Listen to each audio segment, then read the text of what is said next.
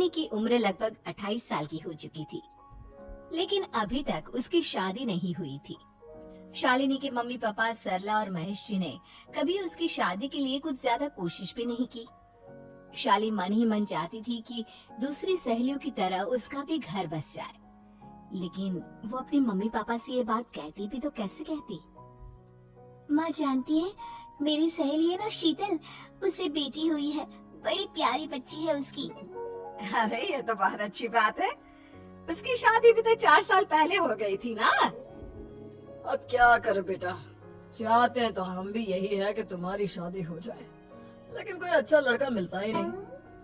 कोई बात नहीं मम्मी पापा, मैं जानती हूँ आप मेरे लिए बहुत अच्छा रिश्ता ढूंढना चाहते हैं। अभी मेरी इतनी उम्र भी तो नहीं हुई है। अच्छा शालिनी बेटा, क्या है ना, मेरे पास नई साड़ी नहीं है और मुझे किटी पार्टी में जाना था, तो इस महीने तेरी तनख्वाह आ जाए तो एक नई साड़ी दिलवा देना बेटा।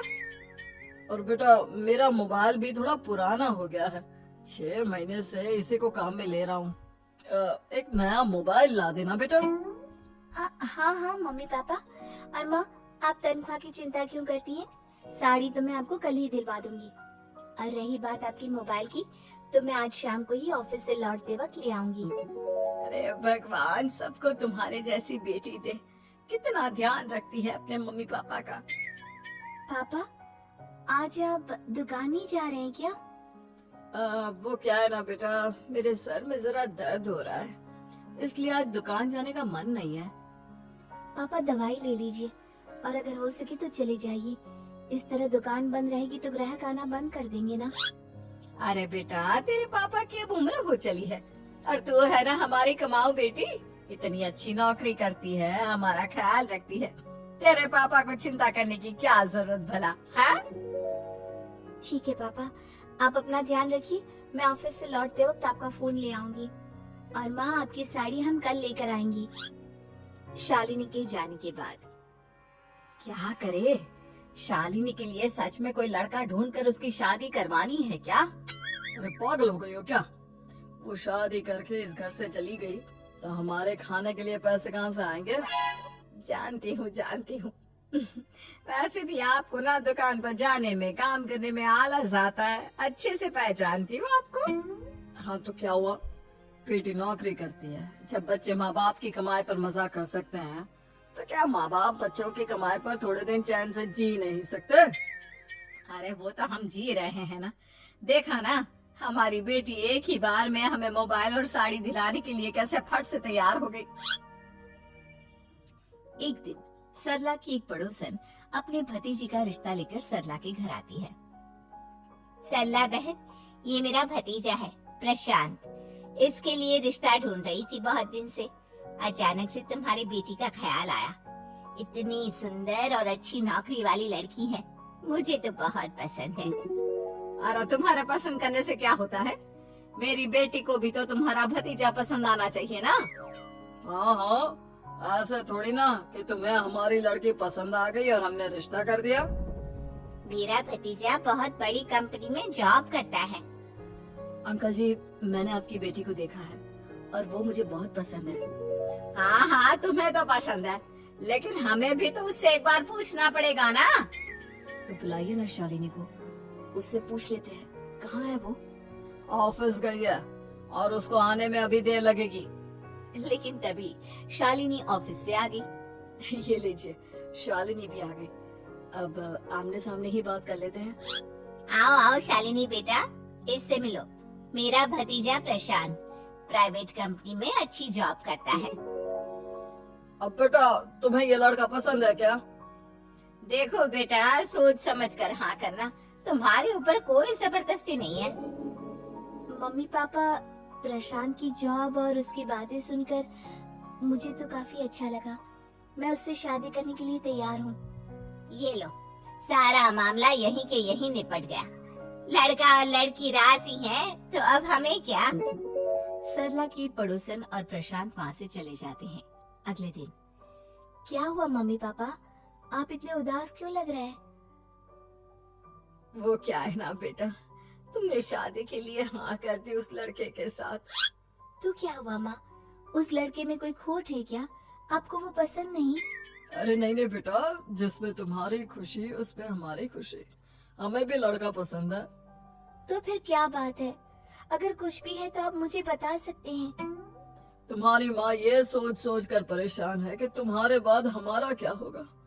तुम हमारी इकलौती बेटी हो, हमारा बुढ़ापा कैसे कटेगा।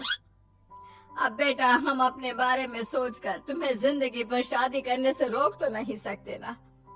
जाओ, तुम अपनी जिंदगी में खुश रहो, हमारा क्या है, जैसे तैसे जी लेंगे। हाँ, बात तो सही है बेटा।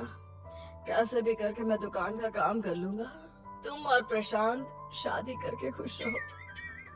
अपने माँ बाप की बात सुनकर शालिनी काफी दुखी हो जाती है। उसे लगने लगता है कि वाकई में उसकी शादी हो जाने के बाद उसके माँ और बाप का ख्याल कौन रखेगा। और यही सोचकर वो एक दिन प्रशांत से मिलती है। देखो प्रशांत, तुम मुझे बहुत पसंद हो, लेकिन मैं चाहकर भी तुमसे शादी नहीं कर सकती। अरे क्या हुआ शालिनी? क्या तुम मेरी किसी बात से परेशान हो? नहीं नहीं प्रशांत, मैं अपने माँ बाप की इकलौती संतान हूँ। अगर मैं भी शादी करके घर से चली गई तो उनका ख्याल कौन रखेगा, उनका खर्चा कौन उठाएगा। तो क्या तुम सारी जिंदगी शादी नहीं करोगी? शायद नहीं प्रशांत, और अगर अपने माँ बाप के लिए ये भी करना पड़े तो इसमें गलत क्या है। प्रशांत ये सारी बात जाकर सरला के पड़ोसन यानी कि अपनी बुआ को बता देता है। ये सरला तो बड़ी चालाक निकली। प्रशांत, वो अपनी बेटी के साथ खेल खेल रही है। कैसा खेल? आप क्या कहना चाहती हैं? अरे शालिनी बहुत सीधी और संस्कारी लड़की है, लेकिन ये सरला और महेश एक नंबर के चालाक। बुआ जी, आपकी बात सही है, लेकिन अपनी बेटी के साथ भला कोई क्यों चालाकी करेगा? वो तो मैं तुझे कल बताऊंगी। तो कल सुबह मेरे साथ शालिनी के घर चलना। और फिर अगले दिन। क्या हुआ सरला बहन, तुम्हारी बेटी ने तो शादी के लिए मना कर दिया। अब पता नहीं बहन जी क्यों मना कर दिया। हम तो चाहते थे कि बेटी की शादी धूमधाम से करें। हमारी तो बहुत इच्छा थी कि शालिनी की शादी प्रशांत के साथ हो जाए, लेकिन अब क्या करें, वही नहीं चाहती। आंटी जी, शादी के बाद मुझे अपने माँ बाप की बहुत चिंता रहेगी। उनका ख्याल कौन रखेगा, और इसलिए मैं प्रशांत तो क्या किसी से भी शादी नहीं करना चाहती। अंधी हो गई हो क्या माँ बाप के प्यार में? पहले जरा अपने माँ बाप से सच तो पूछ लो। कैसा सच? यही सच शालिनी कि ये तुम्हारे सगे माँ बाप नहीं है और तुम इनके लिए सिर्फ पैसे कमाने का एक जरिया हो। अरे यह तुम क्या कह रही हो? सच ही तो कह रही हूँ भाई साहब। अब सीधे सीधे अपनी बेटी को अपनी सच्चाई बताओगे या फिर मैं कोई दूसरा तरीका निकालूं? हमें माफ कर दो शालिनी। वो क्या है ना, हमारी कोई औलाद नहीं थी और जब तुम छोटी थी तो हमने तुम्हें गोद ले लिया था। तो इस नाते तो मैं आपकी बेटी ही हुई ना। लेकिन तुम्हें गोद लेने का हमारा सिर्फ एक ही मकसद था कि बड़ी होकर तुम नौकरी करो और हमारे लिए पैसे कमाओ, क्योंकि तुम्हारे पापा को काम करने में बहुत आलस आता है। और ये सच है कि हम ही नहीं चाहते थे कि तुम्हारी कभी भी शादी हो। कोई बात नहीं मम्मी पापा, आपने मुझे गोद लिया, पाल पोस कर बड़ा किया। भले ही उसके पीछे आपका कोई भी इरादा सही, लेकिन मैं आपकी बेटी हूँ। शादी तो मैं प्रशांत के साथ कर लूंगी, लेकिन उसके बाद भी जिंदगी भर आप दोनों का ख्याल रखूंगी। शालिनी की बातें सुनकर सरला और महेश को अपनी गलती का एहसास होता है और वो उससे माफी मांगते हैं।